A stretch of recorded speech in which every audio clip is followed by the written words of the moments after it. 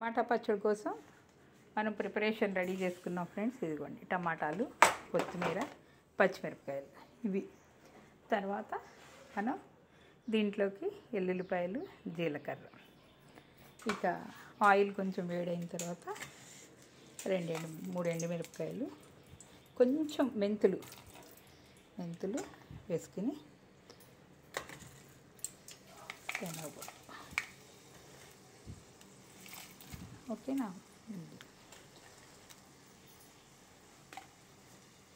ఇంత ఫ్రెండ్స్, ఇది మనం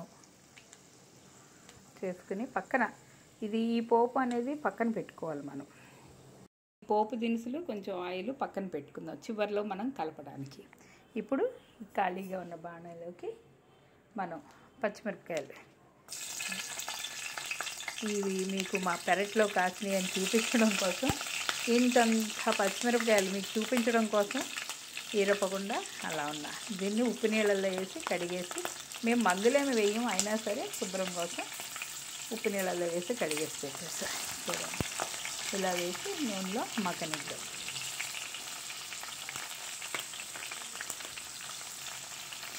కొంచెం ఇరపకుండా వేస్తే పేలుతాయి ఫ్రెండ్స్, అందుకని మనం ఇరుపుకిని వేసుకుంటే అవి నీట్గా ఎగిపోతాయి. కొంచెం ఇది నల్లగా అయిపోక్కర్లేదు, కొంచెం మనకి ఇలా మగ్గితే సరిపోతుంది.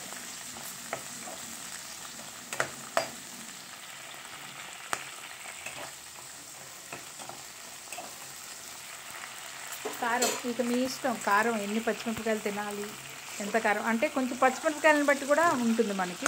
కొన్ని పచ్చిమిరపకాయలు చాలా ఘాటుగా కారంగా ఉంటాయి, అవి తక్కువ వేసుకోవాలి. ఈ మీడియం అన్నమాట ఈ పచ్చిమిరపకాయలు.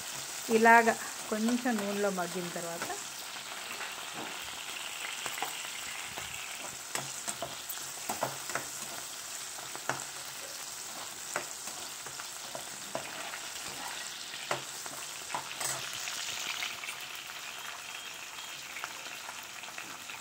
ఈ రంగు వచ్చి మగ్గితే చాలు ఫ్రెండ్స్. వీటిని కూడా మనం ఒక దాంట్లో, అంటే పచ్చిమిరపకాయలు మరీ మెత్తగా అవ్వకుండా, మనం అంటే టమాటాలు వేస్తే దాన్ని మరీ మెత్తగా మిక్సీ కొట్టకూడదు, అందుకే బరకగా కొట్టాలి. అందుకని పచ్చిమిరపకాయలు వేరేగా ముందు మిక్సీ కొట్టేసుకున్నామంటే కారానికి సరిపోతుంది. అందుకని నేను పచ్చిమిరపకాయలు కూడా వేరేగా తీసి పెట్టేశాను.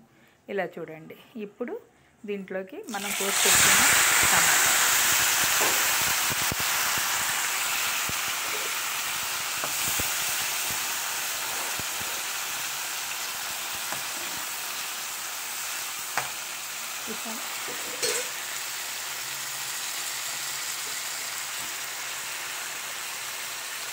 దీంట్లోకి కొంచెం పసుపు,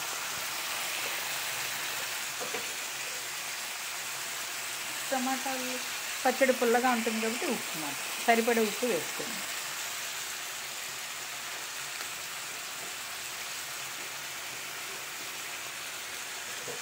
దీన్ని ఒక 10 నిమిషాలు అలాగా మగ్గనిద్దాం. దీంట్లో మనం నూనెలో మగ్గించుకున్న పచ్చిమిరపకాయలు వేసేస్తాం. తర్వాత వెల్లుల్లిపాయలు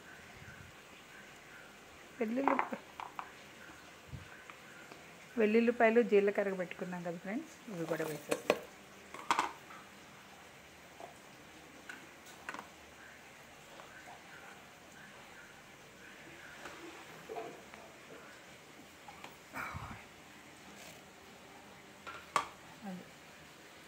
తర్వాత ఇక్కడ టమాటాలు బాగా మగ్గిపోతున్నాయి. ఇవో మగ్గిపోకర్లేదు, కొంచెం ముక్క మెత్తబడితే సరిపోతుంది.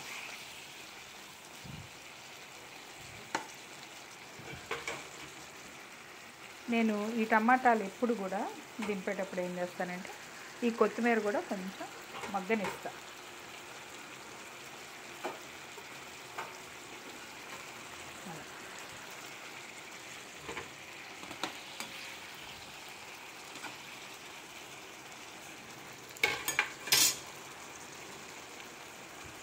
ఇలా మగ్గిపోయినాయి చూడండి ఫ్రెండ్స్, నీరు కొంచెం కూడా లేకుండా బాగా ముక్క మెత్తగా మగ్గిపోయింది కదా.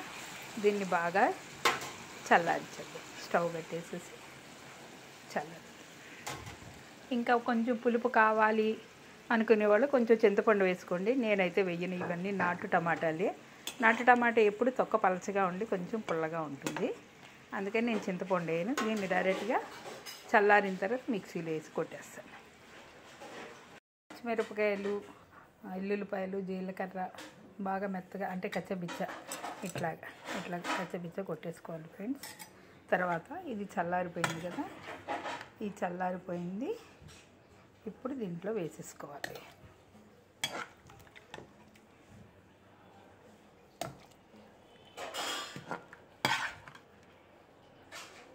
ఇంకా కొంచెం చల్లారాలని తెలుస్తుంది, అందుకని కొంచెం అలాసేపు చల్లారి పెడదాం.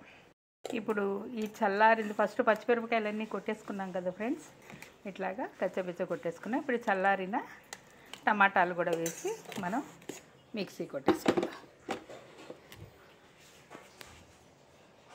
చూడండి ఫ్రెండ్స్, ఇలా కొంచెం కచ్చబిచ్చగా మనం ఏ పచ్చడి అయినా సరే రోటి పచ్చళ్ళు ఇలా కొంచెం మరీ నలగనట్టుగా చేసుకుంటే చాలా రుచిగా ఉంటుంది. ఇందాక మనం పోపు వేసి చల్లార్చాం కదా, దాంట్లోకి ఇది వేసేయడం.